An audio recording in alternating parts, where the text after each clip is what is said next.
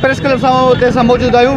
हिते civil society पारां एहतजाजी मुज़ाहिरो कयो वियो आहे बदअमन जे ख़िलाफ़। गुज़िरियल ॾींहुं नियाज़ बाचकानी खे क़त्ल कयो वियो, उन हवाले सां सिविल शहरियुनि सां ॻाल्हियूं कयूं था। छा चवण जो सर, ही जेके काल्ह वारी दहशतगर्दी थी आहे, इन में त असां सॼी सिविल सोसाइटी सभिनी उन बाशूर माण्हुनि जो त कंधु झुकी वियो आहे ऐं असीं सख़्तु ॾुख में आहियूं त अहिड़ा वाक़िया जेकॾहिं असांजे हिन पुरअमन शहर में थियनि त पोइ आम शहरी जेको हिकिड़ो कारोबारी शहरी, हिकिड़ो पुरअमन शहरी, उन जी ज़िंदगी बि हिकिड़ो सवालिया बणियल आहे। असीं हिन सॼे अमल खे दहशतगर्दी जे ज़मरे में आणियूं था ऐं हीअ खुलियल दहशतगर्दी हुई जेका हिकु माण्हू त शहीद थियो, जेको हुनजे क़बाइली हिकिड़ी विढ़ांद वारे अमल जे जेको प्लान आहे उन में थियो आहे, पर जेके टे ॿिया थिया आहिनि त उहे कहिड़े खाते में आहिनि। असीं सॼे अमल जी जेकॾहिं बाचकानी करे सब्ज़ोई सां बि ग़लति आहे, जेके सब्ज़ोई करे बाचकानी सां उहे बि ग़लति आहे। जेकॾहिं को बि सिविल सोसाइटी जो माण्हू या आम माण्हू जेकॾहिं कंहिं प्लान में विड़े त असीं सॼे अमल जी निदा कयूं था ऐं असीं मुतालबो था कयूं त सिंध गवर्नमेंट जेकॾहिं रिट आहे, जेकॾहिं हुनजी का हिते को इदारा आहिनि त पोइ हिन दहशतगर्दनि खे पकिड़े उन्हनि जे ख़िलाफ़ दहशतगर्दी एक्ट ते केस दाख़िल करे फाही ते लटकायो वञे। ज़िले कश्मीर खे ड्रामाई अंदाज़ में क़बाइली दहशतगर्द जी तरफ़ धिकियो वियो हो। पोइ भया जखराणी दहशतगर्दी में जेके क़तल थिया या सब्ज़ोई सामान जेका सो क़बाइली दहशतगर्दी में क़तल कया विया, जॾहिं भोतार ऐं इंतज़ामिया जेका सो तारुक में आई त उहे ख़ैर थी विया ऐं हीउ जेको ड्रामो रचायो वियो आहे, जेकॾहिं भोतार ऐं पुलिस सचाई करे त इहे दहशतगर्द जेका सो इंतज़ामिया जे कटहरे में अची सघनि था ऐं अमन थी सघे थो। जेसिताईं पुलिस सचाई न कंदी एसिताईं कुंदर कुसजा रहंदा ऐं इहे असांजा एहतजाज जारी रहंदा। दहशतगर्दी जो नालो ॾेई जेके धाड़ेलनि खे हिननि लाइसेंस ॾेई छॾियो आहे त तव्हां कचे एरिया खां निकिरी भली शहरनि में दहशतगर्दी फैलाए सघो था पिया। इंतज़ामिया हमेशह ख़ामोश रहंदी जीअं अॻु में ख़ामोश रही आहे। हाणे इहो लाइसेंस हिननि खे कंहिं ॾिनो आहे? असांजे इलाइक़े में असांजे जेको असर रसूख आहे असांजे इंतज़ामिया में त उहो असांजे वॾेरे MNA MP जो आहे।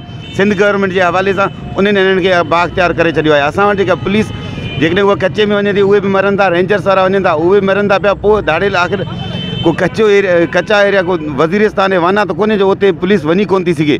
सो अॼु जो जेको एहतजाज हुयो उहो इहो हुयो त हाणे अॻे पुलिस जी इंतज़ामिया जी ख़ामोशी जे करे हाणे उहे धाड़ेल उहे शहरनि जो रुख़ उन्हनि कयो आहे। कल्ह शहर में उन्हनि इंतिहाई बुज़दिलाना हरकत कई आहे, दहशतगर्दी फैलाए हिकु नौजवान खे शहीद कयो वियो ऐं 3 नौजवाननि खे उन्हनि जेको आहे त पंहिंजो गोली जो निशानो बणायो। सो उन हवाले सां सिविल सोसाइटी असांजी अॼु उथी आहे ऐं हीअ एहतिजाज जो दाइरो असीं ॿियनि ज़िलनि ताईं बि वधाईंदासीं जॾहिं कचे में असां ऑपरेशन क्लीन अप कराए सघूं। सॼी सिविल सोसाइटी असां सां गॾु आहे ऐं इनशाला असां हिन मक़सद में कामयाबु वेंदासीं। सम्झूं था त अॼु जो ही जेको असांजो ही प्रोटेस्ट आहे, हिन में असांजो एडवोकेट अब्दुल गनी बिजाराणी उनजी अॻुवाणी में अॼु कोई प्रोटेस्ट थियो आहे, जंहिंमें हिन पंहिंजे शहर जूं समूरियूं सियासी मज़हबी समाजी सिविल सोसाइटी सभु दुनियूं हिन में गॾु आहिनि। हिकिड़ो ई मुतालबो आहे असांजो त ख़ुदारा ही जेका क़बीलाई दहशतगर्दी वारी लानत आहे इहा असांजे शहर ते घटि में घटि इहा मुसलत न कयो, छाकाणि त हिन में घणा नुक़सान थींदा। हिन में असांजी तालीम, हिन में असांजा स्कूल, असांजा इदारा, असांजो रोज़गार, असांजो ज़राए माश, सभु कुझु असांजा फसल, इरीगेशन, सनत सभु कुझु तबाह थी वेंदी। ख़ुदारा हिन खे सीरियस नमूने सां ॾिसण जी ज़रूरत आहे। उन में केरु ॾिसंदा? यकीनन असांजो हितां जो चूंडियल नुमाइंदो उहो ॾिसंदो, असांजो भोतार, असांजो वॾेरो, असांजो सरदार उहो ॾिसंदो। जेकॾहिं हिन जेका कल्ह जेको एक्सीडेंट थियो आहे, जेको असांजो नौजवान हिन शहर मां मरियो वियो आहे, जेकॾहिं हिन ते तवजो न ॾिनो वियो त थी सघे थो हीअ अञा जेका आहे त हीअ जेका जंग जेका कल्ह छिड़ी आहे ख़ुदा न करे इहा अॻिते वधी वञे। पोइ ईअं न थिए त असांजो शहर माना हिकिड़ो मुअल जो दड़ो ॾेख ॾे।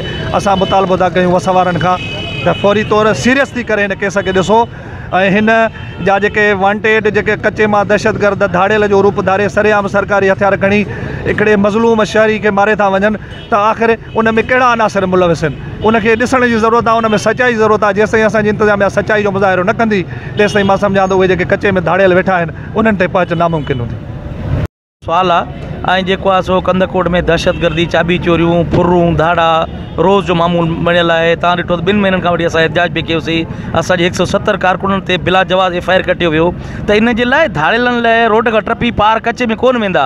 ऐं जेको आहे सो पाण हिननि खे धाड़ेलनि खे लाइसेंस हिननि फराहम कया आहिनि त जेको वणे बि कयो।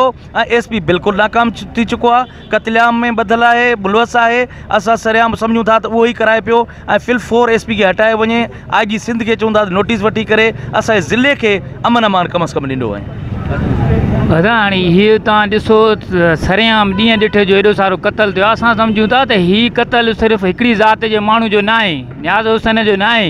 हीअ क़तल इज्तिमाही शऊर जो आहे, हीअ क़तल पूरी सिंध जो आहे। हीअ तव्हां थोरो मामूली ॻाल्हि खे न सम्झो त इहो मामूली ॻाल्हि आहे। हीअ जेके इंजीनियर, डॉक्टर, जेके वकील बणिया आहिनि कनि कनि ज़ातियुनि जा, हीअ असांजा जेको हीअ हिते जेको वेठो आहे SP, इहो कंहिंजो माण्हू आहे। हीअ जेके असां पंहिंजा नुमाइंदा जेके चूंडींदा आहियूं, छाजे लाइ चूंडींदा आहियूं? इहे सभु सूबेदार खां सिपाही खां वठी SP ताईं उन्हनि जा रखियल। असां सम्झूं था त हीअ ईअं ई चाहिनि था त हीअ ॼट माण्हू थियनि, हीअ पाण में विड़ी ॿकी जेको आहे रूपोश माण्हू थियनि। पोइ वॾेरनि जा जेको आहे उतां खां जेको आहे सो बाक़ाइदे उहे भरियल हूंदियूं। तंहिंजे करे असां हिन क़तल खे पूरी सिंध जो जेको आहे सो क़तल सम्झूं था।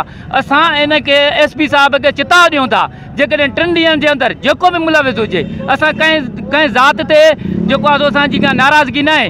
हीअ जेको आहे सो मतां को सम्झे त कंहिं ज़ात खे टारगेट कयूं था, न असां सम्झूं था त इहा बाजकाणनि जो क़तल न आहे, पूरी सिंध जो क़तल आहे, शऊर जो क़तल आहे। उन्हनि माण्हुनि खे जेको मुलविस तव्हां ॾिसो सरेआम उन्हनि जेको आहे सो क्लेशना आणी जेको आहे सो इहो ॿुधाइण, इहो कंहिंखे चैलेंज करनि था। इहो तव्हां असां सिविल सोसाइटी माण्हुनि खे जेको आहे चैलेंज करनि था।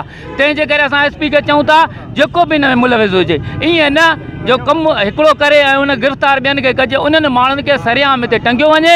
जेकॾहिं ईअं न थियो त पूरी सिंध कश्मीर खां वठी कराची ताईं इहे हालतां थींदियूं। तंहिंजे करे असां SP खे 3 ॾींहं मोहलत ॾियूं था। जेकॾहिं ईअं न कंदो त पोइ असां पुरअमन जिदोजहद करण जा हक़ रखूं था।